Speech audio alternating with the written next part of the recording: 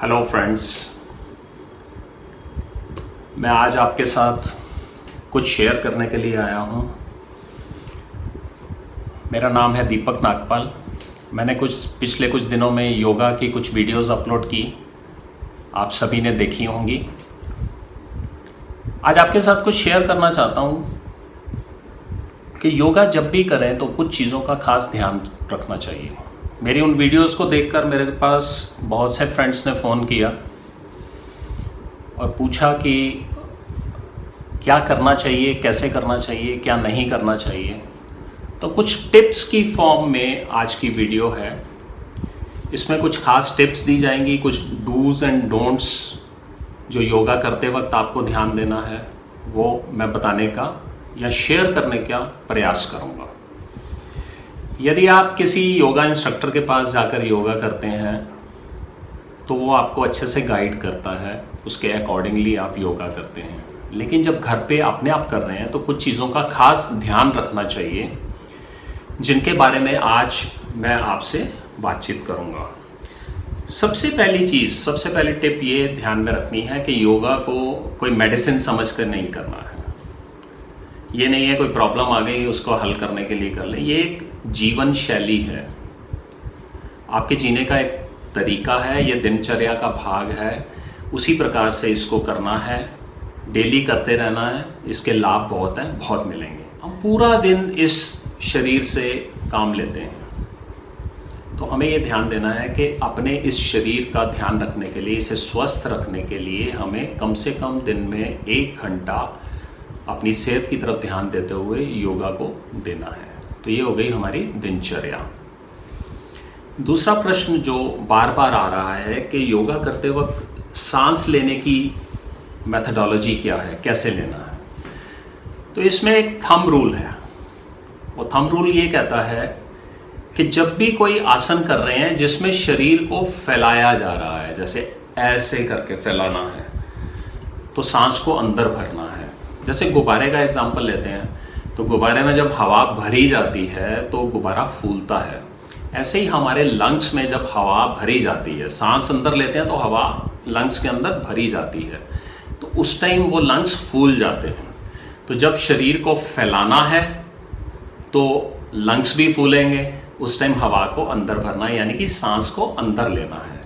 और जब सिकोड़ना है, यानी कि इस तरीके के कोई आसन, पेट के ऊपर दबाव डालने वाले आसन, तो वो आसन करते वक्त हमें सांस को बाहर फेंकना है, बाहर निकालना है। तो अनटिल एंड अनलेस किसी योग आसन में स्पेसिफिकली सांस के बारे में ना बताया जाए कि इस टाइम सांस को अंदर भरना है, बाहर फेंकना है, तो ये थंब रूल हमेशा अप्लाई होगा। इस चीज़ का आपने सबने ध्यान देना है।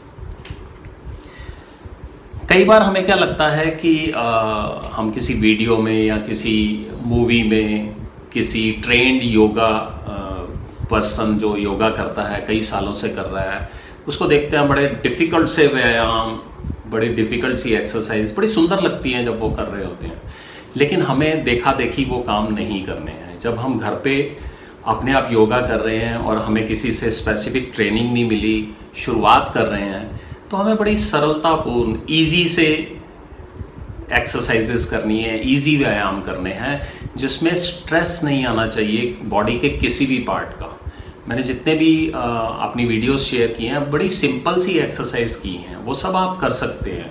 कोई भी एज का ग्रुप का, स्मॉल एज, मीडियम एज, बड़ी एज का व्यक्ति उसको कर सकता है, उसमें कोई प्रॉब्लम नहीं आएगी। लेकिन कोई भी कॉम्प्लेक्स आसन मैंने उसमें नहीं बताए हैं। और आपको कोशिश नहीं करनी है कि हमने फलानी जगह पर देख लिया था तो उसको हम कॉपी करने की कोशिश करें, तो वो नहीं करना है। बिल्कुल भी सिंपल से आसन सिंपल तरीके से करने हैं। और जो बॉडी का एक नेचुरल स्वभाव है, जैसे ये जॉइंट इस तरफ मुड़ने के लिए है तो इसको दूसरी तरफ नहीं मोड़ा जा सकता, तो ये प्रयास कभी नहीं करना है कि शरीर के उन अंगों को तोड़ मरोड़ करने की कोशिश करें जिससे हमारा नुकसान हो सकता हो।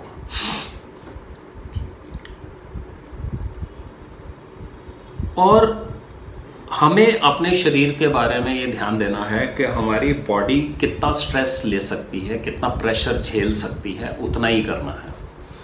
जैसे मान लीजिए आपने आगे झुकने वाला कोई आसन करना है। पहली बात तो अगर आपके पीठ में दर्द है तो आगे झुकने वाला कोई भी आसन नहीं करना, जोर नहीं लगाना, पीठ में दर्द नहीं है।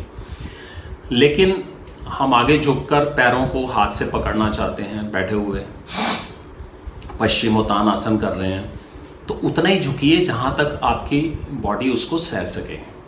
एक्सट्रीम पेन वाली कंडीशन आ रही है तो उस आसन को वहीं पे रोक दीजिए।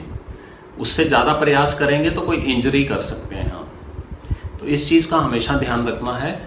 जितना योग करते हुए, योग आसन करते हुए हम ईजिली सह सकते हैं, हमारी बॉडी ईजिली उतना दर्द, जैसे थकावट की एक दर्द होती है उतना हम सह सकते हैं। लेकिन जब एक चोट वाली दर्द होती है, अगर इंजरी वाली दर्द की सीमा पर हमें अपने शरीर को नहीं ले जाना, उतना नहीं स्ट्रेच करना है कि कोई इंजरी हो जाए किसी मसल के अंदर। तो इस चीज़ का हमेशा हमें ध्यान रखना है। और एक चीज़ और मैं बताऊंगा आपको कि रेगुलरिटी मेंटेन करना बहुत इम्पॉर्टेंट है योग करते हुए। जैसे मैंने शुरू में ही कहा कि ये स्टॉप गैप अरेंजमेंट नहीं है, ये कोई मेडिसिन नहीं है। आज दर्द हो रही है, आज मैंने योग कर लिया, फिर मैं भूल जाऊँ, फिर दोबारा से दर्द होगी मैं कर लूँगा, लेकिन इससे सॉल्यूशन नहीं है। ये कोई मेडिसिन नहीं है, ये तो एक तरीका है जीने का। तो रेगुलरिटी इसलिए इम्पॉर्टेंट है। एक वीक में 7 दिन आसन कीजिए, बहुत बढ़िया। मान लीजिए कभी नहीं कर पाते तो मिनिमम 5 दिन ज़रूरी है कि आसन करना है। और रेगुलरिटी मेंटेन करेंगे तो शरीर को बहुत ज़्यादा लाभ मिलेगा। अगर रेगुलरिटी मेंटेन नहीं की तो बेनिफिट तो डेफिनेटली मिलेंगे। अगर 4 कदम भी चलते हैं तो मंजिल की तरफ पहुंचते हैं हम, लेकिन जितना बेनिफिट हमारा शरीर को मिलने चाहिए या हम चाह रहे हैं उतने बेनिफिट हम नहीं पा सकते हैं। अगर आपके किसी मसल में कोई इंजरी है, जैसे मैंने पहले भी आपको कहा कि बैकबोन में कई बार इंजरी हो जाती है या वर्टिब्रा में गैप कंप्रेस हो जाती हैं, तो उस वक्त आप अपने डॉक्टर के पास गए, डॉक्टर ने आपको बताया कि आपको ये मेडिसिन लेनी है, इस तरीके से करना है, और वो कुछ एक्सरसाइजेस अपने आप बताते भी हैं डॉक्टर। लेकिन हम ये सोचते हुए कि योगासन कर लेते हैं उससे बहुत बेनिफिट होगा, ऐसा बिल्कुल नहीं करना। तो पीठ को दर्द है या किसी मसल में इंजरी है, किसी की शोल्डर में पेन आ रही है, किसी की बैक में पेन है, किसी के घुटने में दर्द है, तो उस पोर्शन की एक्सरसाइज वही करनी है जो आपके डॉक्टर ने या फिजियोथेरेपिस्ट ने आपको बताई है। अपना दिमाग लगाकर वो एक्सरसाइज करने की कोशिश मत करिए जिससे उस पार्ट की इंजरी को और नुकसान हो सकता है, आपकी मसल की इंजरी डैमेज हो सकती है। जब पैर में चोट लगी होती है, हड्डी टूटी होती है, डॉक्टर ने कहा है बेड रेस्ट करना, तो बेड रेस्ट ही करना पड़ेगा हमें। तो इसके लिए मस्कुलर इंजरीज़ का जो भी डॉक्टर ने आपको बताया है, जिस तरीके का इलाज आपके फिजियोथेरेपिस्ट ने बताया है, सिर्फ उसी को फॉलो कीजिए। ज़बरदस्ती योगा करने की कोशिश मत कीजिए। अपने शरीर के साथ बहुतायत नहीं करनी है, बहुत फोर्स नहीं लगानी है। ईज़िली जितना होता है उतना कीजिए। इन डूज़ और डोंट्स का ध्यान रखते हुए आप जब योगासन करेंगे तो डेफिनेटली आपको बेनिफिट मिलेगा। बहुत ज़ोर नहीं लगाना है, बहुत जल्दबाजी नहीं करनी है। इन सब चीज़ों का जल्दी रिजल्ट पाने के लिए ये मत करना कि मैं 2 घंटे व्यायाम करता रहूँ, सारा दिन व्यायाम करता रहूँ, ऐसा नहीं करना है। और मान लीजिए किसी दिन समय कम है कि आप केवल आधा घंटा निकाल सकते हैं, 20-25 मिनट निकाल सकते हैं, तो और कुछ नहीं। अगर हम व्यायाम नहीं कर पाते तो हम कम से कम प्राणायाम ज़रूर करें उस दिन। ये 20-25 मिनट की एक रूटीन होती है। मैं अपनी एक अलग से वीडियो शेयर करूंगा आपके साथ जिसमें प्राणायाम कैसे किए जाते हैं, किस तरीके से उनको करना है और कितने प्राणायाम करने हैं हमें, तो वो रूटीन भी मैं आपके साथ शेयर करूंगा। अभी आज के लिए इतना ही बहुत है। मैं आप सभी का धन्यवाद करता हूं। आप अपना ध्यान रखिए, अपने स्वास्थ्य का ध्यान रखिए और योगासन ज़रूर करते रहिए। फिर मिलेंगे अगली वीडियो में। Thank you so much.